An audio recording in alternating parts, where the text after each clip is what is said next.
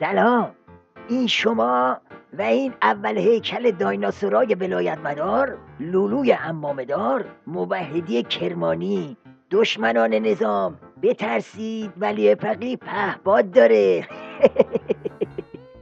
مطلب اول مسئله پهپاد ایرانی است. میدانید 3 سال قبل ایران 1 فروند پهپاد جاسوسی آمریکا مدل 170 آمریکا را به غنیمت گرفت. بلا فاصله ساخت نمونه این پهپاد توسط متخصصین ما در هوافضای سپاه پاسداران از طریق مهندسی معکوس در دستور کار قرار گرفت و به قول فرمانده محترم هوافضای سپاه سکته ناقص آمریکایی ها را کامل کرد. چی گفت؟ مدل 170؟ تیبیریش عجب کاتی زد. بذارید اصل صحبت‌های این مفنگی رو که مال پخش مستقیم رادیو رژیمه براتون بذارم تا بعد سوتی عظما معلوم بشه. مطلب اول مسئله پهپاد ایرانی است. میدانید 3 سال قبل ایران 1 فروند پهپاد جاسوسی آمریکا مدل آرکیو 170 آمریکا را به غنیمت گرفت. حالا یه بار دیگه مال تیویریشو گوش کنی. مطلب اول مسئله پهپاد ایرانی است. میدانید 3 سال قبل ایران 1 فروند پهپاد جاسوسی آمریکا مدل 170 آمریکا را به غنیمت گرفت. آخه ماموت و دوله، تو رو چه به هوافضا؟ درسته که با ولی فقیهت میری پای منقل 2 تا بس میزنی بعد میری هوافضا، اما این دلیل نمیشه که بیای تو جمعه بازار قپی هوافضا بیای. میای بعد آرکیو رو میگی آرکیبیب، اون وقت موشکاف ریشتو میچسبه و بیا و درستش کن. موضوع دوم موشک بالستیک سجیل که این موشک میتواند تمام نقاط اسرائیل و پایگاه‌های آمریکا را در منطقه بزند و با خاک یکسان کند.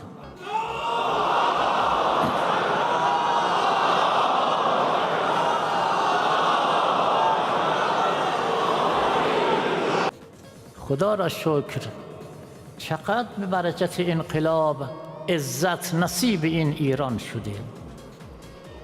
این موشک ها لحظاتی پس از پرتاب از جو زمین خارج می شوند و با سرعت غیر قابل تصور در حدود 16 برابر سرعت صوت به سوی هدف ادامه مسیر می دهند که هیچ قدرت دفاعی توان دیدن آنها را ندارد تا چه رسد به انهدام آنها. البته این رو هم بگویم تمام این ابزار رو که ما داریم فقط برای دفاع است و بس. ابزار دفاعی است، بازدارندگی هدف است.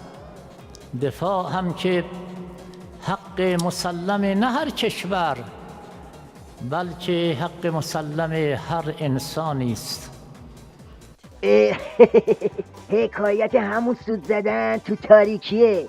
از یه طرف مجبور تو این مخمسه ائتلاف و هوای پس منطقه‌ای عربده کشی را بندازه، از اون طرف از عواقب داستان مثل آپو میترسه.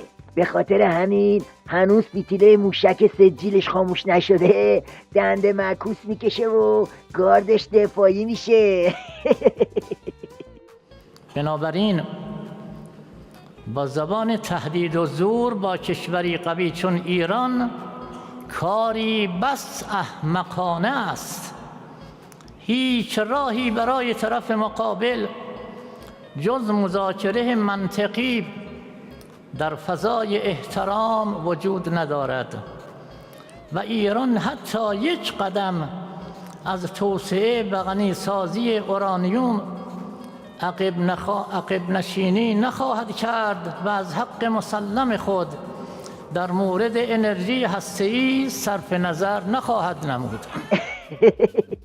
حقا که با همین الا کلنگ مختصری که رفتی وضعیت یه بومود هوای علیگدا رو خوب تصویر کردی. نعلین راست رو گذاشتی رو گاز هارتوپوت، نعلین چپم رو ترمز مذاکره.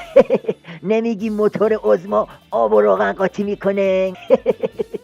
اوباما هم به جای نامه‌نگاری حسن نیت خودش را در عمل نشان دهد، نه اینکه هنوز مرکب نامه‌اش خشک نشده دستور تمدید وضعیت اضطراری ایران را صادر کند.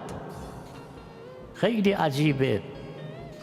اوباما میگوید با اعمال تحریم ایران را سر میز مذاکره آورده ایم. نه، اشتباه کردی. ایران حاضر به مذاکره شد تا به شما بفهماند و به دنیا بفهماند که شما دروغ میگید، ثابت کند با بلوک کردن دارایی‌های ما شما خائن هستید و با تحریم‌های خصمانه ظالم هستید و بدانید و به دنیا ثابت کند ما اهل منطق و خواهان صلح جهانی هستیم. راست میگه، خواهان صلح جهانیه. پهباد و موشک سجیل و بمب اتم هم واسه همین صلح جهانی میخواد. موشکاف و ربقاش دیگه از این گیج زدنهای ولی فقیه و جونوراش تعجب نمیکنن، چون میدونن اون پشت مشتا چه خبره. قضیه همون قضیه دوراهی و بنبستی که علیگدا و کل نظامش توش گیر کردن. تو این بنبست نه سجیل به دردت میخوره نه پهباد، اما مس که میره برباد.